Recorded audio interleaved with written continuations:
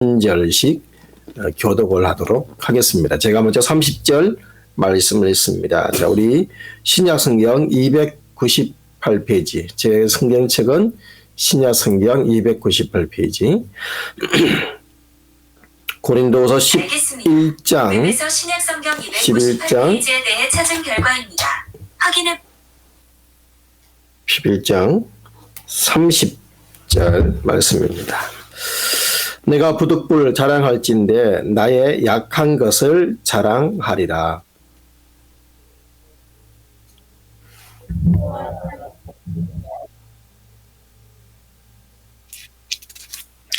다메섹에서 아리다 왕의 방백이 나를 잡으려고 다메섹 성을 지킬세.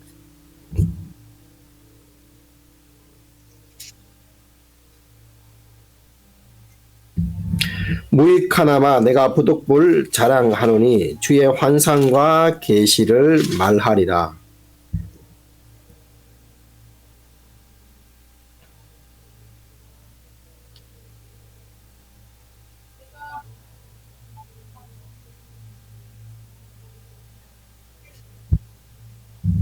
내가 이런 사람을 아노니 그가 몸 안에 있었는지 몸 밖에 있었는지 나는 모르거니와 하나님은 아시느니라.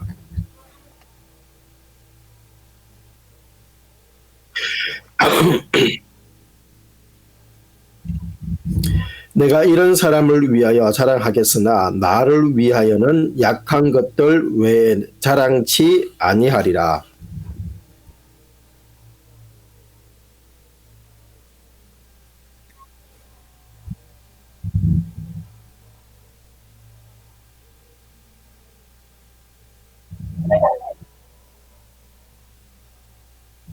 아멘. 자리에 적석하시겠습니다. 자, 오늘 말씀의 제목 같이 한번 읽도록 선포하겠습니다. 자, 말씀의 제목 시작. 내가 오직 주님만, 내가 아니라 오직 주님만 이라는 제목으로 우리 하나님 은혜 앞에 나아가도록 하겠습니다. 자, not a pen, 펜인가 제자인가, 우리 제자대학 3학기 필독서 중에 하나이고, 2학기인가요? 필독서 중에 하나이고, 또 제가 추천하는 책 중에 하나죠. 카일 아이들먼 목사님이 쓰신 책입니다. 카일 아이들먼의 그 새로운 저서 나의 끝 예수의 시작이라는 책에 보면 책 서문에 아이들먼 목사님이 페이스북에 글을 올리게 됩니다. 아래의 문장을 완성해 보세요 하면서 띠리리리 할 때 나는 예수님의 실제를 만났다라는 그런 그 글을 올리게 되죠. 몇 시간 만에 수백 개의 답글이 페이스북에 달렸다고 합니다. 그 답글들은 더는 어찌할 도리가 없었을 때, 또 내 힘으로는 문제를 해결할 수 없다는 사실을 인정해야 했을 때, 내가 얼마나 약한 존재인지를 철저히 깨달았을 때, 아무데도 기댈 곳이 없었을 때, 나를 아는 모든 사람이 내게 등을 돌렸을 때, 이런 내용에 조금은 추상적인 그런 글들도 있었지만 많은 사람들이 아주 구체적인 그런 댓글을 달았다고 해요. 예를 들어서 말기암으로 몇 개월밖에 살지 못한다는 청청병력 같은 통보를 받았을 때, 그때 나는 예수님의 실제를 만났다. 그죠? 남편이 다른 여자와 바람나서 집을 나갔을 때, 또 아버지의 총을 손에 쥐고 방아쇠를 당기기 전에 마지막으로 기도를 드렸을 때, 그 기도는 참으로 오랜만에 드린 기도였다. 또 이혼 소리가 날라왔을 때, 우울증이 참기 힘들 만큼 깊어졌을 때, 또 가정을 되살릴 힘이나 포르노 중독을 이길 힘이 내게 없다는 걸 마침내 깨달았을 때, 초음파 검사로 태아의 심장 박동이 멈춘 것을 확인했을 때, 예수님이 이 땅에서 가장 어두운 구석인 스트립 클럽까지 찾아와 나를 향한 사랑을 보여주셨을 때, 그때 그분이 나를 찾지 못하는 곳은 없음을 절실히 깨달았다. 이런 아주 구체적인 내용들과 함께 그 예수님의 실제를 깨달을 때가 언제였는지를 쭉 수백 개의 댓글이 달렸고 이 모든 내용을 하나로 집약하는 그런 글귀 하나를 보게 되죠. 그것은 바로 이런 글이었습니다. 나의 끝에 이르렀을 때 비로소 예수가 나의 실제가 되었다. 그래서 우리가 떨어질 수 있는 삶의 가장 밑바닥, 이른바 나의 끝, 바로 거기에서 우리는 참 마주하기도 인정하기도 힘들지만 누구나 자신의 끝에 이르는 순간을 맞닥뜨리게 되지요. 바로 그 순간 예수님을 만났다라는 수많은 성도들의 고백이었다는 것입니다. 그래서 이 책은 책 제목이 나의 끝 예수의 시작입니다. 그래서 책 제목의 첫 단원 파트 1이 제목이 하나님 나라는 내 통장 잔고가 0이 될 때 시작된다라는 아주 역설적인 표현으로 첫 단락이 시작하죠. 이런 첫 단락의 제목처럼 더 이상 갈 곳 없는 우리 인생의 벼랑 끝인 나의 끝이야말로 예수님이 나타나고 또 그분 안에서 진정한 삶이 시작되는 지점이라고 할 수가 있겠습니다. 자, 오늘 본문에 보면 32절에 다메섹에서 아레다 왕의 고관이 나를 잡으려고 다메섹 성을 지켰다라고 32절에 말씀을 하면서 광주리를 타고 들창문으로 성벽을 내려가 그 손에서 벗어났다라는 바울의 고백이 있습니다. 여러분 여기 아레다 왕이 주전 9년부터 주후 39년까지 요르단의 중심 도시였던 페트라, 그 페트라에서 동쪽에 위치했던 나바테아라는 왕국이 있는데 이 나바테아 왕국을 통치했던 아레다 4세가 바로 이 지금 성경에서 말하고 있는 아레다 왕입니다. 그래서 바울이 다메섹에 있었을 때 왕의 고관, 그러니까 총독이죠. 왕의 총독이 바울을 잡으려고 성의 문을 지키고 있었다. 왜 페트라 지역, 페트라 같으면 지금 요르단이에요. 요르단 참 아래쪽인데 이 요르단에서 있던 나바테아의 왕 아레다 왕이 사도 바울을 잡으려고 했을까?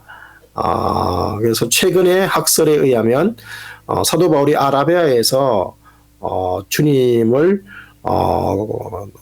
묵상하고 주님과 함께 홀로 고독한 시간을 보냈다는 사도 행전의 내용에 이 아라비아가 우리가 생각하는 그 사우디아라비아가 아니라 이 나바테아 왕국의 아라비아가 바로 바울이 가 있던 곳이 아니었을까. 그래서 그곳에서 복음을 전하고 하니까 이 왕이 바울을 잡으려고 했다라는 최근에 그런 어떤 학설들이나 주장들이 많이 나오고 있죠. 자, 어쨌든 간에 이 바울이 다메섹에서 있을 때 왕의 총독이 바울을 잡으려고 성문을 지키고 있습니다. 자, 이것을 알았을 때 바울의 동력자들이 바울의 성을 무사히 빠져나갈 수 있도록 여러분 광주리를 만들어서 그 안에 바울을 숨겨서 성 밖으로 달아내림으로 그가 무사히 탈출을 하게 되었습니다. 어찌 보면 정말 그 비참한 모습 가운데 하나라고 할 수가 있겠죠. 왜 이토록 바울이 민감하게 자신의 고난까지도 밝히면서 자신의 사역을 말하고 있을까요? 우리 지난주 보았던 23절의 예시라고 할 수가 있겠습니다. 23절은 뭡니까? 저희가 그리스도 일꾼이냐? 정신없는 말을 하거니와 나는 더욱 그러하다라고 하면서 자신의 기쁨까지 낱낱이 덜쳐내면서 본문에서 아주 강하게 자신을 자랑한 것. 이것이 지난주도 살펴본 것처럼 단순히 고린도에 있었던 거짓 사도들이나 또 바울의 대적자들의 길을 죽이기 위해서 어떤 강대강으로 맞선 것이 아니라 거짓 사도들은 도저히 꿈꿀 수 없는 영적인 그런 권위를 선포하기 위해서 이런 자랑들을 부득불하게 되었다는 것이죠. 자, 그 근거가 우리 30절, 31절에 나와 있습니다. 30절, 31절. 자, 30절, 31절에 보면 이렇게 말씀하죠. 내가 부득불 자랑할진대 나의 약한 것을 자랑하리라. 주 예수의 아버지 영원히 찬송할 하나님이 내가 거짓말 아니하는 것을 아시느니라 라고 말씀을 합니다. 자, 여러분 이 30절, 31절 말씀을 제가 이렇게 해석을 하고 싶습니다. 나는 약한 것이 너무 많은 자이지만 괜찮습니다. 난 도리어 하나님을 찬양합니다. 저는 이렇게 이 30절, 31절을 해석하고 싶습니다. 사랑하는 여러분, 우리가 약한 존재라는 이 사실에 감사하시기를 축복합니다. 혹시 우리 오늘 예배드리고 있는 성도님들 중에 나는 가장 미약한 존재야. 우리 중에 아마 내가 제일 부족할 거야. 라고 생각되시는 분이 계시다면 더욱 하나님께 감사와 찬양을 드렸으면 좋겠습니다. 여러분 31절 말씀을 다시 한번 보십시오. 주 예수의 아버지 영원히 찬송할 하나님이 내가 거짓말 아니하는 것을 아시느니라. 자, 여러분 지금 다윗은 하나님을 뭐 하고 있습니까? 찬양하고 있습니다. 왜요? 왜 찬양을 할까요? 너무나 많은 고난과 수고를 감당하였기 때문입니다. 그 많은 고난과 수고가 23절부터 27절에 쭉 나왔죠. 옥에 갇히기도 하고 매도 수없이 맞았고 여러 번 죽을 뻔하였고 39대의 매를 5번이나 맞았고 3번 태장으로 맞고 1번 돌에 맞고 또 여행의 위험 3번의 파선 또 깊은 바다에 일주야를 깊은 바다에 또 강에 빠져 죽을 뻔하기도 하고 강도를 만나 물건을 빼앗기기도 합니다. 동족 유대인의 핍박을 받고 먹을 것이 없는 그 굶주림의 그 광야의 위험도 경험을 해야 했습니다. 수고하고 애썼고 자지 못하고 줄이고 목마르고 굶고 헐벗은 생활을 예수님의 복음을 전하는 이 전도회 중에 너무나 많이 했다는 것이죠. 여러분 그렇다면 이 모든 고생 누구 때문에 한 것인가요? 바로 예수 그리스도의 복음을 전하기 위해죠. 한마디로 예수 그리스도, 예수님 때문에 이 고생을 했습니다. 그렇다면 일반적으로 사람들이라면 이렇게 고생을 시킨 예수님은 섭섭함의 대상 아니면 원망의 대상이어야 하지 않겠습니까? 그런데 오늘 본문 31절에서 바울은 그 예수님을 영원히 찬양한다라고 그렇게 고백을 합니다. 여러분 상식적으로 논리적으로 참 말이 안 되는 그런 고백이죠. 그러나 바울은 분명히 고백합니다. 영원히 찬송할 하나님. 하나님은 나의 영원히 찬송받을 예수 그리스도의 아버지 되십니다. 라는 고백을 분명하게 하고 있습니다. 여러분, 자, 바울이 왜 이런 약함 중에서 고생 중에서도 예수님을 찬양하지 않을 수 없었을까요? 그 이유가 우리 바로 오늘 본문에 우리가 읽지는 않았습니다만은 고린도후서 12장 10절의 고백이 바로 그 이유입니다. 여러분 자 고린도후서 12장 10절 말씀을 한번 보시기 바랍니다. 고린도후서 12장 10절 같이 한번 읽어볼까요? 자 시작. 그러므로 내가 그리스도를 위하여 약한 것들과 능력과 궁핍과 핍박과 곤란을 기뻐하노니 이는 내가 약할 그때에 곧 강함이니라. 여러분 바울은 분명히 고백합니다. 내가 그리스도를 위하여 약한 것들과 능력과 궁핍과 핍박과 곤란. 자, 23절부터 27절에 나왔던 그 수많은 고난, 고생들을 말하는 것이죠. 자, 이것을 뭐 한다고요? 기뻐한다. 왜요? 약할 그때 곧 강하기 때문이었습니다. 여러분, 내가 약할 때, 그 약한, 연약한 그곳에 바로 하나님의 은혜, 하나님의 능력이 임하기 때문인 것이죠. 여러분, 약한 나이기 때문에 더더욱 주님을 붙들고 하나님을 붙들고 의지하게 되는 믿음이 일어나게 되기 때문에 찬양하지 않을 수가 없다는 것입니다. 사랑하는 여러분, 하나님을 아는 지식의 유명한 책이죠. 저자 제임스 페크 목사님의 저서에 보면 약함이 곧 길이라는 책이 있는데 그 책에 보면 이런 문구가 있습니다.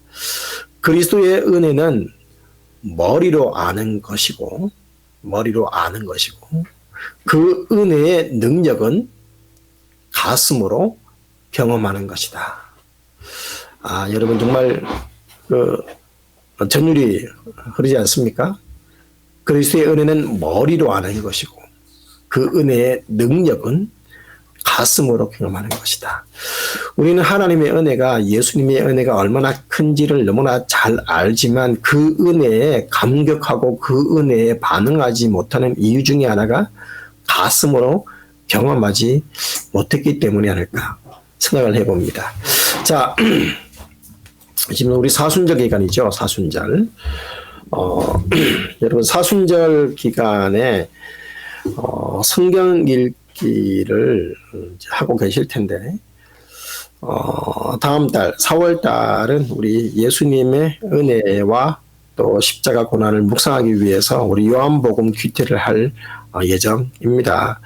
자, 여러분 사순절 그리고 고난 주간에 반드시 읽게 되는 본문이 있습니다. 바로 겟세마네 동산에서의 예수님께서 기도하는 장면이지요. 사순절 기간에 반드시 읽게 되는 그 본문 중에 하나인데, 자, 여러분 고난 주간 목요일 저녁 우리가 통상적으로 알기는 목요일 저녁입니다. 근데 또 이제 우리가 좀 성경을 더 깊이 연구하고 있는 그런 많은 분들은 목요일이 아니라 수요일날 예수님이 십자가에 못 박혔다라는 주장도 하시는데 제가 그 성경적인 해석을 몇 년 전에 설명을 해드린 적도 있었습니다.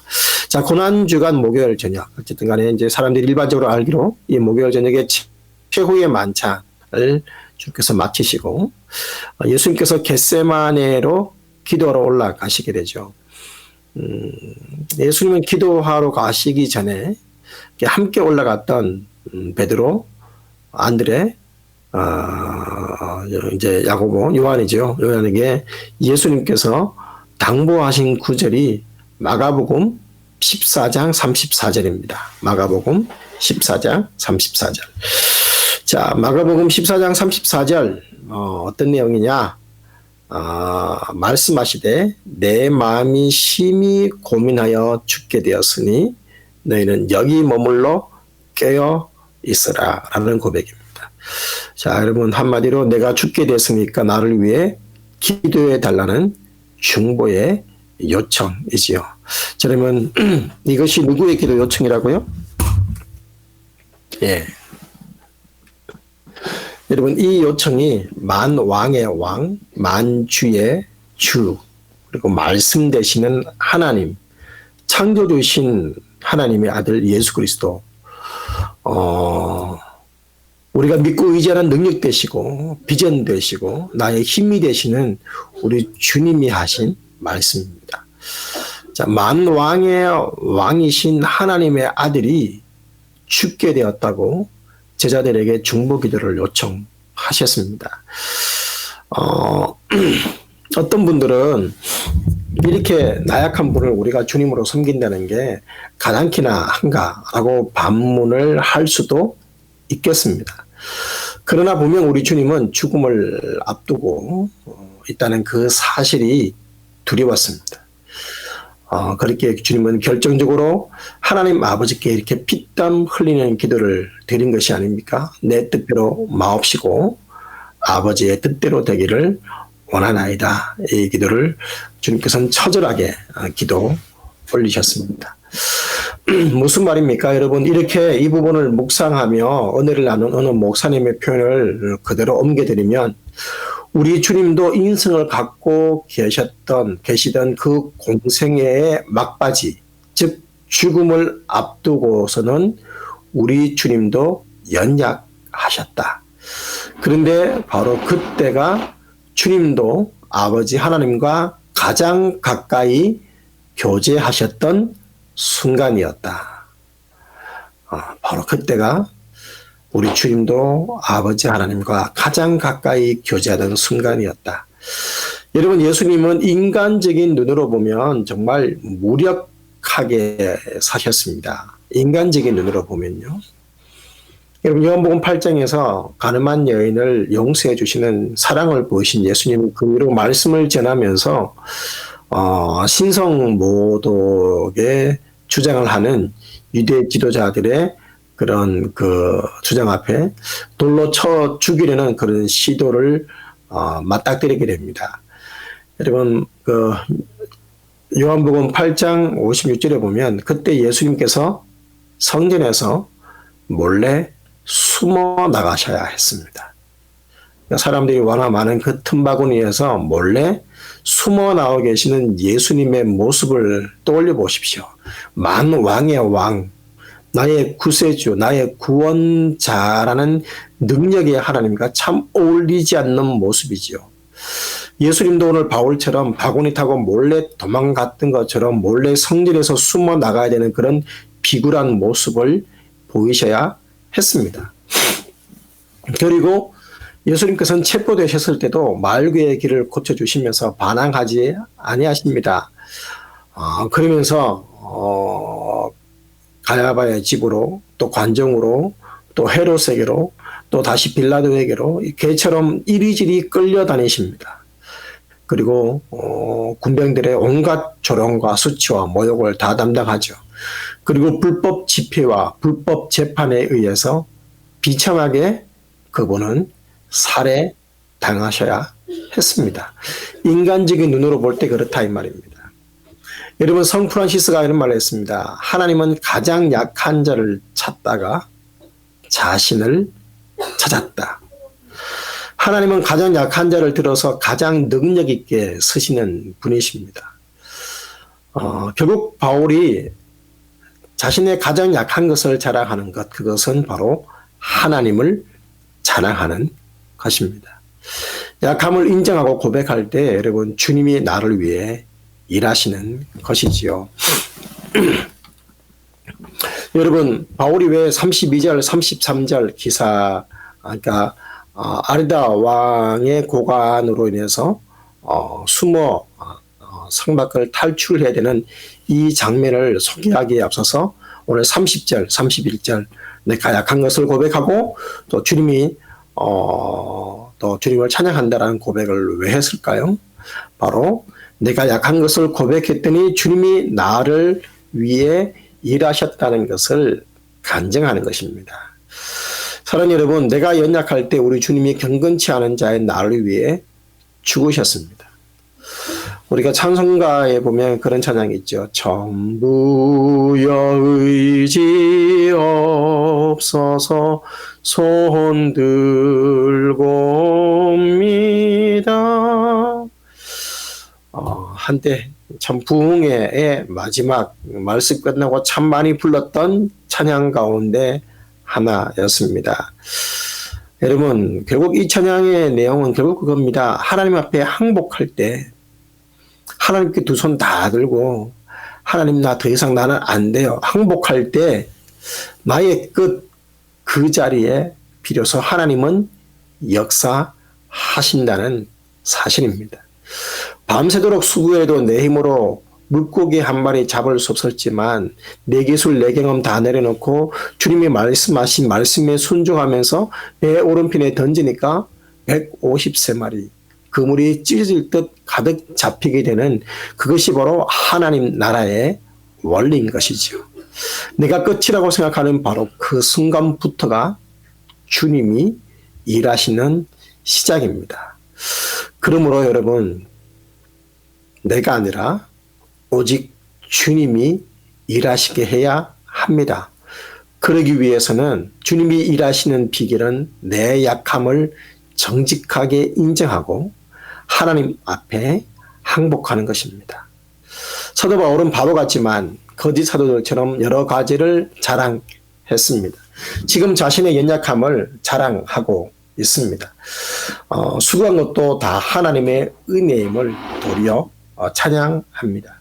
그러면서 12장 본문으로 넘어오게 되죠. 우리가 넘어와서 너무나 잘 아는 셋째 하늘, 바울의 셋째 하늘의 환상에 대해서 언급을 하게 됩니다. 자, 여러분 1절을 보십시오. 1절을 보시면 무익하나마, 내가 부득불 뭐 한다고요? 자랑한다라고 하면서 주의 환상과 계시를 말하겠다라고 12장은 말합니다. 여러분 바울은 자랑하는 것이 자신에게는 아무 이로울 것이 없는 무익한 것을 잘 알았습니다. 여러분 사실 인간적으로 자랑한다고 하는 것은 여러분 인간적인 자랑은 사람들을 교만하게 만듭니다. 그리고 또 그 자랑 가운데 조금의 과장이 섞이게 되고 그러다 보면 자연스럽게 거짓도 하게 되죠. 여러분 그러다 보면 그 자랑은 상대방의 기분을 상하게 하거나 더 나아가서 나중에는 시기와 분쟁을 일으킬 때가 많습니다. 결국 여러분 인간적인 자랑은 자신에게나 상대방이나 백해 무익한 것입니다. 그럼에도 불구하고 바울은 부득불 자랑할 수밖에 없다고 오늘 말합니다. 여러분 바울이 자랑하는 것 인간적인 자랑이 아닙니다. 주님께서 보여주신 환상과 계시예요. 그리고 그 자랑도 자기를 위해서 내세우는 것이 아니라 고린도 성도들의 신앙을 위해서 하는 것입니다. 여러분 2절 말씀을 보십시오. 2절에 보시면 바울은 고백합니다. 내가 그리스도 안에 있는 한 사람을 아노니 그는 14년 전에 셋째 하늘에 이끌려간 자라.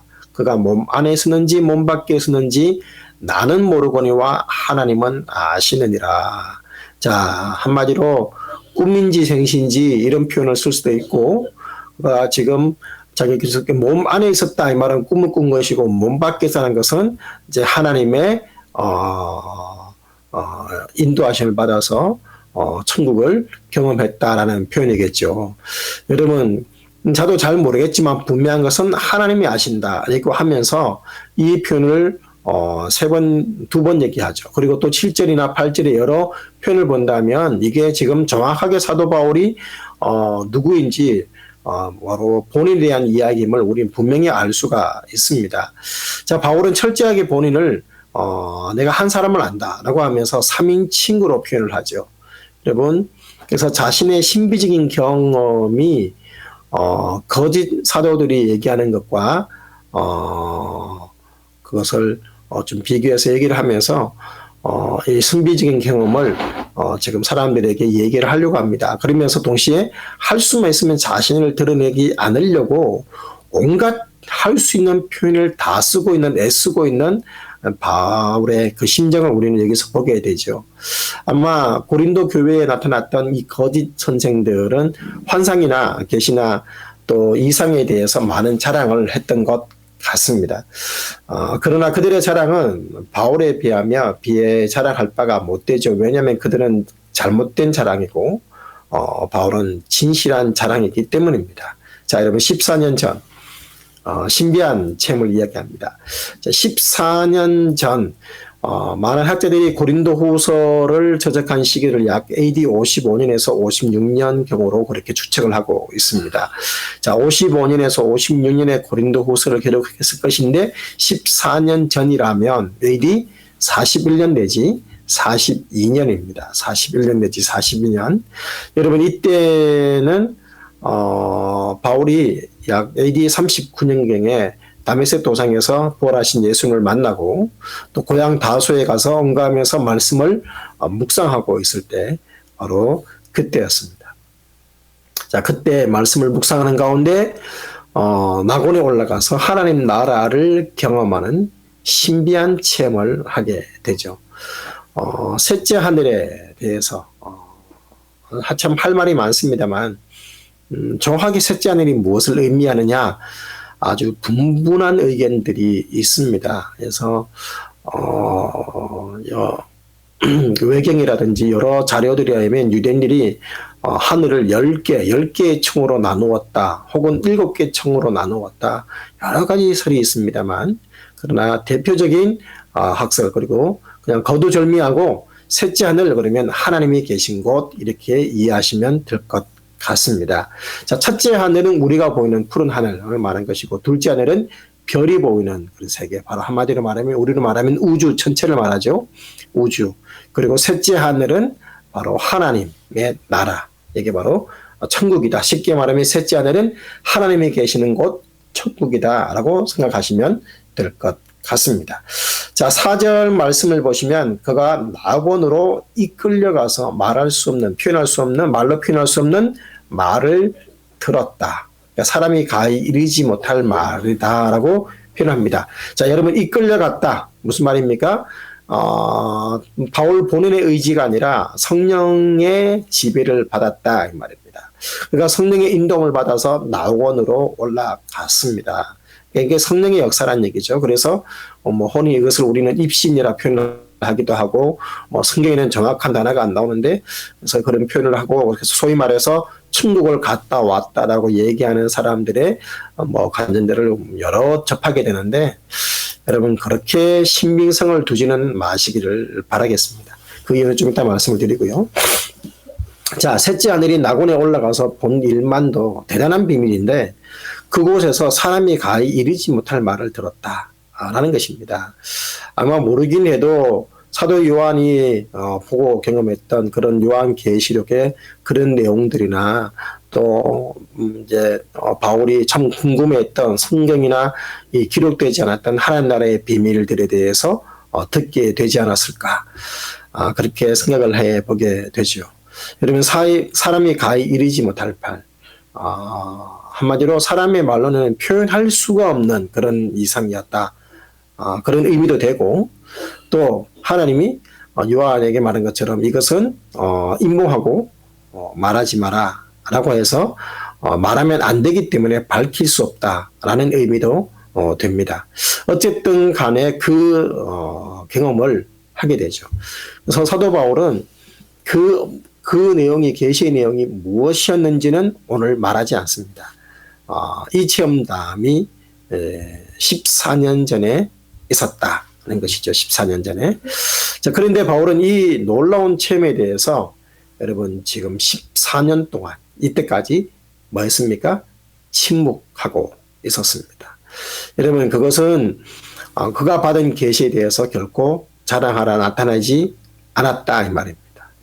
하늘의 비밀에 대해서 바울은 아주 조심했고 또 겸손함을 보여주고 있습니다. 그리고 그런 신비한 체험을 말하는 것은 바울에게나 성도들에게나 좋지 않은 것이기 때문입니다. 여러분 하나님께서 우리에게 허락해 주신 만큼만 알면 충분합니다.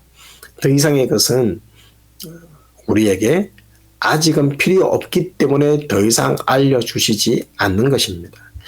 그러므로 성경에서 이야기하지 아니하는 사람들의 감정이나 이런 것들은 그냥 그럴 수 있겠다 정도 그것을 믿지는 신뢰하지는 마십시오.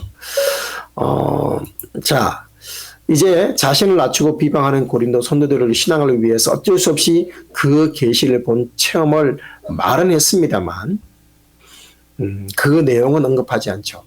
고린도 교회를 무너뜨리고 있는 대적들이 상투적으로 사용하고 있는 내용이 바로 신비한 경험들을 자랑하는 것이었기 때문에 바울 스스로도 그들이 말하고 있는 이런 영적 경험이나 신비적 체험에 대해서 조금은 구체적으로 설명하려고 노력하는 그런 애틋한 모습이 바로 오늘 본문에서 보고 있는 것입니다. 여러분 바울의 대적자들 또 거짓 사도들이 고린도 교회의 평범한 성도들을 현혹한 내용이 영적인 체험, 신비한 체험에게 사도 바울도 나도 그들에 비해서 못지않은 영적 체험 있다라고 맞불을 놓은 것이라고 할 수 있겠습니다. 그런데 딱 여기까지죠. 여러분 오늘 이 체험에 있어서 중요한 것은 셋째 하늘이 뭐냐, 무엇을 경험했냐, 이게 뭐 계시냐 환상이냐 꿈이냐 이것보다 더 중요한 것은 우리가 주목할 단어가 이 신비한 체험에 대해서 주목해 볼 단어가 12장 6절입니다. 자 보십시오. 자 12장 6절에 보시면 내가 만일 자랑하고자 하여도 어리석은 자가 되지 아니할 것은 내가 참말을 함이라. 그러나 누가 나를 보는 바와 내게 듣는 바에 지나치게 생각할까 두려워서 만다고요? 그만 두노라. 자, 누가 나를 보는 바와 내게 듣는 바에 지나치게 생각할까 두려워서 그만 두노라. 여러분, 지금 사도 바울은 내가 자랑하는 이 영적 체험의 자랑이 혹시나 고린도 성도들의 약한 성도들에게 본질이 아닌데 본질이 될까봐 착각할까봐 그것만을 붙들까봐 더 이상 나아가지 않고 그만두겠다는 것입니다. 여러분 계시를 보거나 신령한 체험을 한다고 인격이 바뀌는 게 아닙니다. 소위 말하는 축계라고 얘기하죠. 귀신을 내어쫓거나 신유, 병을 고치는 은사나 혹은 방언을 말하거나 등등의 여러분 신비한 어떤 그런 은사들이 있다고 해도 사람이 달라지는 게 아닙니다. 여전히 죄 짓습니다. 여전히 죄질을 생각을 하고요. 여전히 악한 생각을 할 때도 있고요. 여전히 화를 냅니다.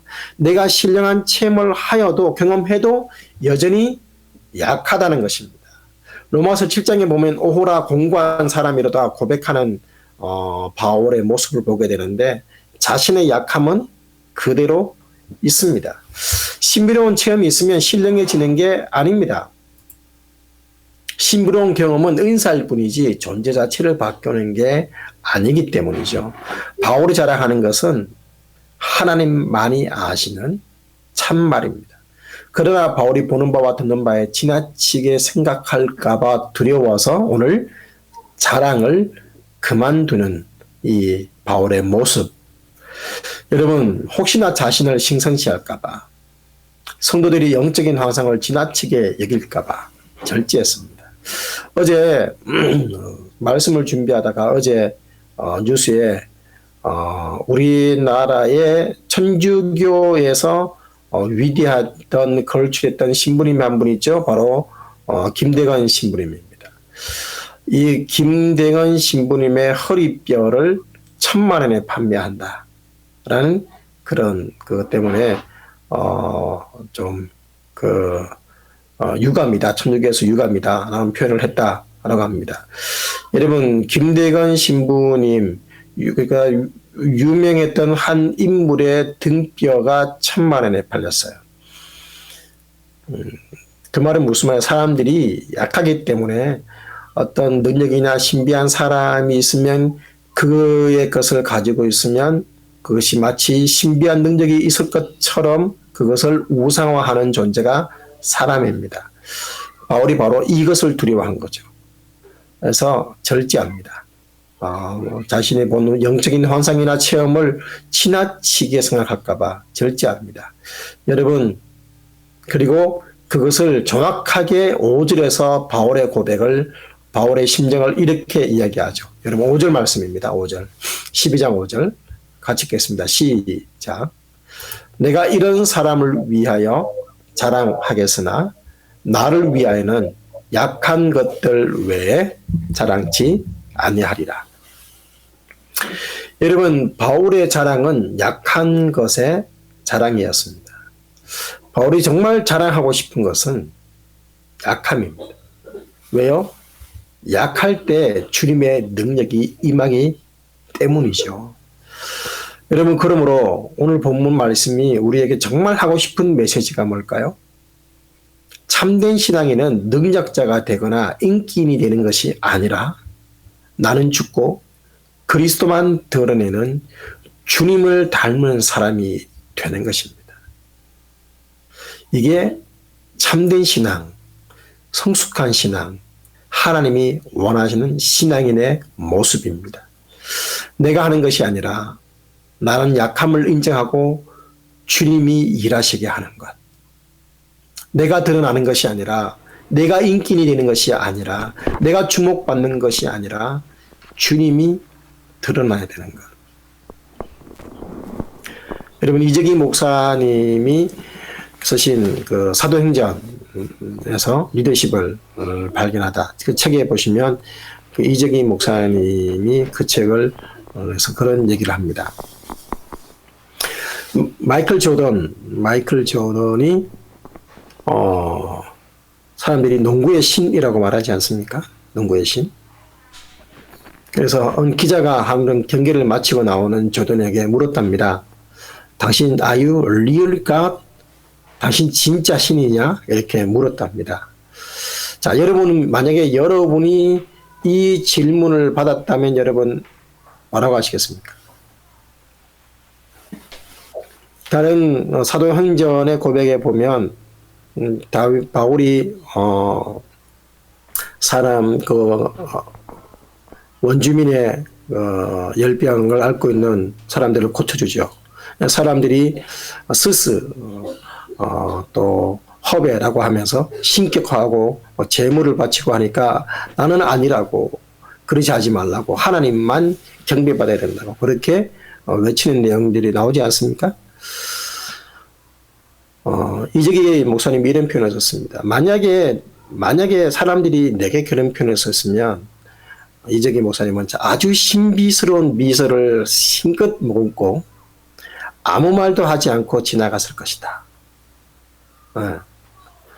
마이클 조던도 마찬가지입니다. 그 질문할 때 그냥 씩 한번 속소 짓고는 아무 말도 없이 그냥 갔다는 거예요.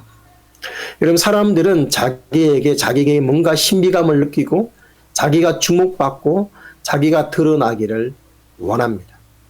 그러나 바울은 그러지 않았습니다. 내가 아니라 주님이 드러나기를 원했습니다. 그래서 여러분, 신비한 체험이나 기적들은 부득불 얘기하기는 했습니다만 그것으로 자기가 주목받기를 원치 않았습니다. 그래서 14년 동안이나 침묵하고 있었습니다. 그리고 비록 내가 이런 경험했어 라고 말은 했지만 더 이상 나가지 않고 딱 거기까지만 얘기하고 멈춥니다. 여러분, 신앙의 본질이 뭐라고요? 참된 신앙인은 능력자가 되거나 인기인이 되는 것이 아니라 나는 죽고 그리스도만 드러내는 주님을 닮은 사람이 되는 것. 예수님은 예수님에게 집중하는 그런 팬들을 원하지 않으시고 군중들의 인기를 원하지 아니하셨습니다. 자신을 왕으로 세우려했던 그런 팬들이었던 군중들은 칠병이어로 떡 먹이시고 다 돌려보내셨습니다. 그리고 주님의 말씀에 집중하는 제자들과 더 깊이 말씀을 나누었습니다. 여러분, 혹 눈앞에 여러분이 기적이 보인다면 그 기적이 본질은 아닙니다. 혹 여러분 무슨 체험을 할 수 있습니다. 그 체험이 본질이 아닙니다. 능력자가 본질이 아닙니다. 말씀이 본질이고 주님을 따라가고 주님을 닮아감이 본질입니다. 바울은 이 예수님의 길을 그대로 따라갔던 그리스도인인 것이죠. 그러기에 갈라디아서 1장 10절에 믿음의 간증을 할 수 있습니다. 갈라디아서 1장 10절, 이제 내가 사람들에게 좋게 하랴 하나님께 좋게 하랴, 사람들에게 기쁨을 구하랴 내가 지금까지 사람의 기쁨을 구하였다면 그리스도의 종이 아니니라. 사랑하는 여러분, 말씀을 이제 마무리를 하려고 합니다. 약하십니까? 감사하십시오. 주님이 나를 통해 역사하시고 계시는 줄 믿습니다. 여러분, 내가 아니라 오직 주님이 일하시도록 우리는 주님 앞에 약함을 인정했으면 좋겠습니다. 그 약함 앞에 감사하며 찬양했으면 좋겠습니다. 그리고 우리 주님, 내가 아니라 주님이 높임받고 주님이 드러나야 합니다. 내가 약할 때 주님을 더욱 붙들게 되는 것이, 이것이 믿음의 방식임을 알게 되는 것은 분명히 감사의 제목인 줄 믿습니다. 약할 때, 약한 가운데 더욱 주님을 붙드는 이런 믿음의 진보가, 믿음의 성장이 저와 여러분에게 있기를 축복합니다. 약할 때 강함 되시는 주님이십니다. 여러분, 약하십니까? 괜찮습니다. 내 약함을 인정하고 이제 우리의 모든 시선을 주님께 드리십시다. 그럴 때 비로소 하나님은 내 삶의 주인이 되시고 나를 위해 하나님이 일하시기 시작하실 것입니다. 찬양 드리겠습니다.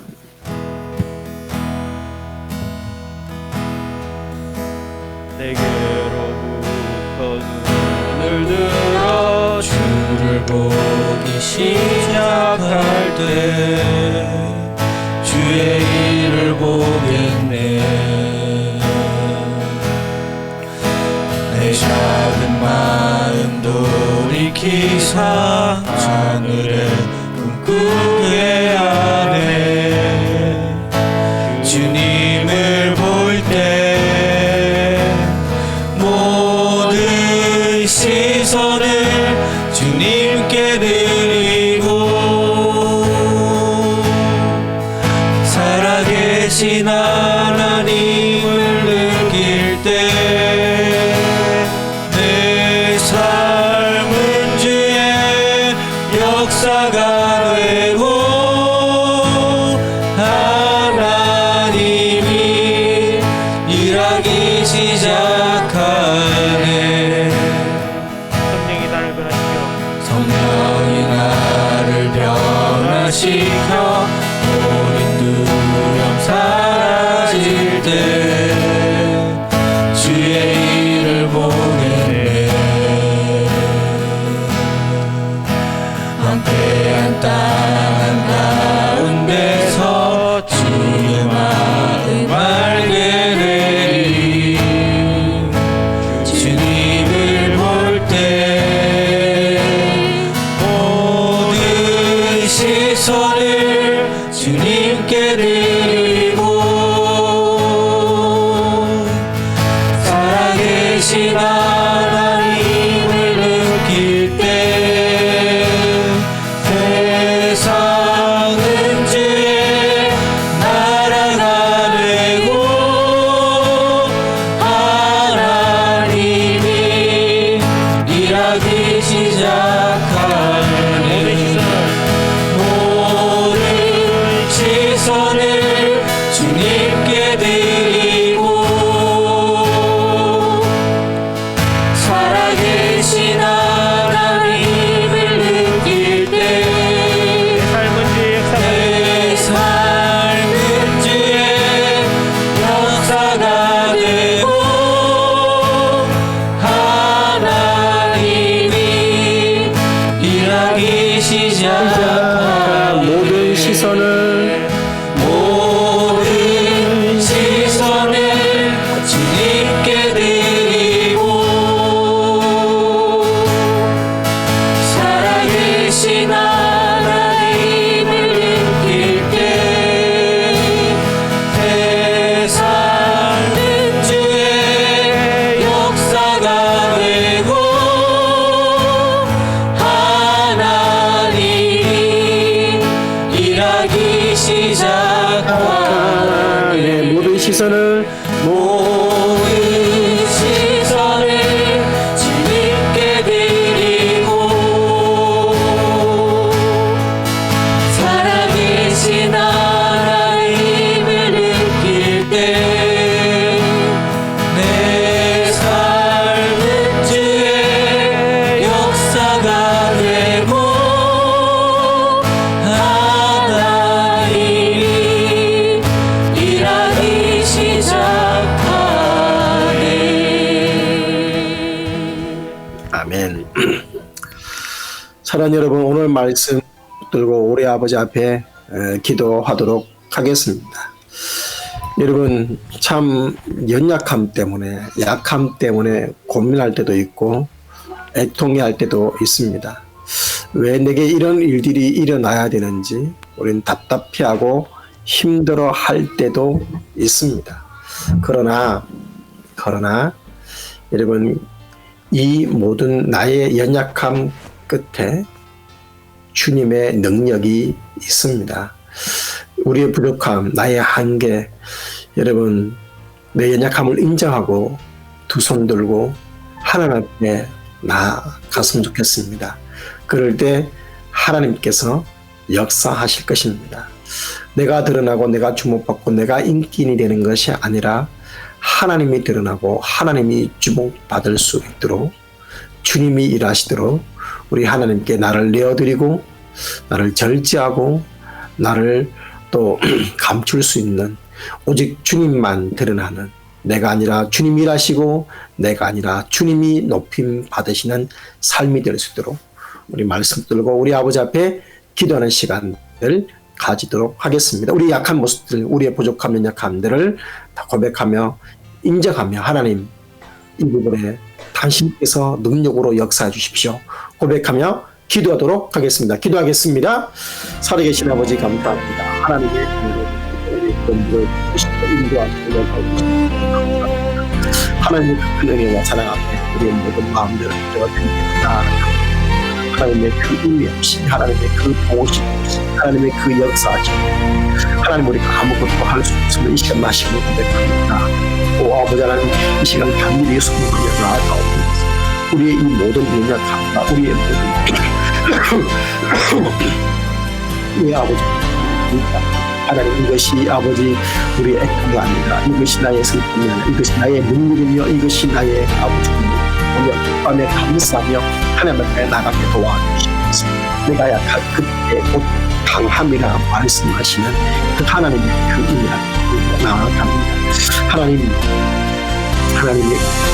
도움을 주시옵소서. 아버지 하나님, 내가 강한 때문에 아버지 하나님의 은혜를 고백하게 도와주시옵소서. 충만함을 고백하게 도와주시옵소서. 능력함을 고백하게 도와주시옵소서. 우리 아버지 하나님의 그 은혜, 우리 아버지 하나님의 그 인도, 우리 아버지 하나님의 그 앞에서 내 공도 능력자로 세워지게 되고, 나의 이 연약한 부분에 역사하시는 하나님을 경험하게 되며 고백합니다. 그러므로 기도하지 아니할 수 없고, 그러므로 하나님께 무릎 꿇지 아니할 수 없음을 이 시간 고백합니다.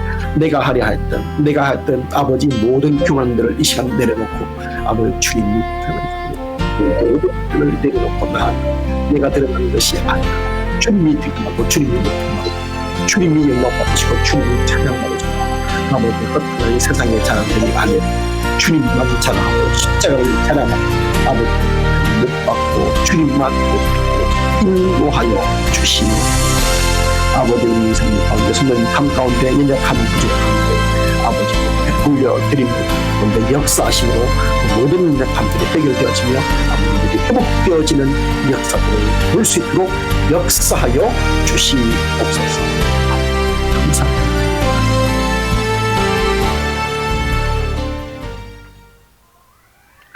살아계신 아버지 하나님, 내가 약할 때 곧 강함됨을 고백합니다. 그러므로 하나님 바울처럼 나의 약한 것들을 자랑하게 도와주시옵소서. 그리고 아버지 하나님, 내가 드러나는 것이 아니라 주님이 드러나도록 오직 주님만 바라보게 인도하옵소서. 예수님의 이름으로 기도합니다. 아멘. 아멘.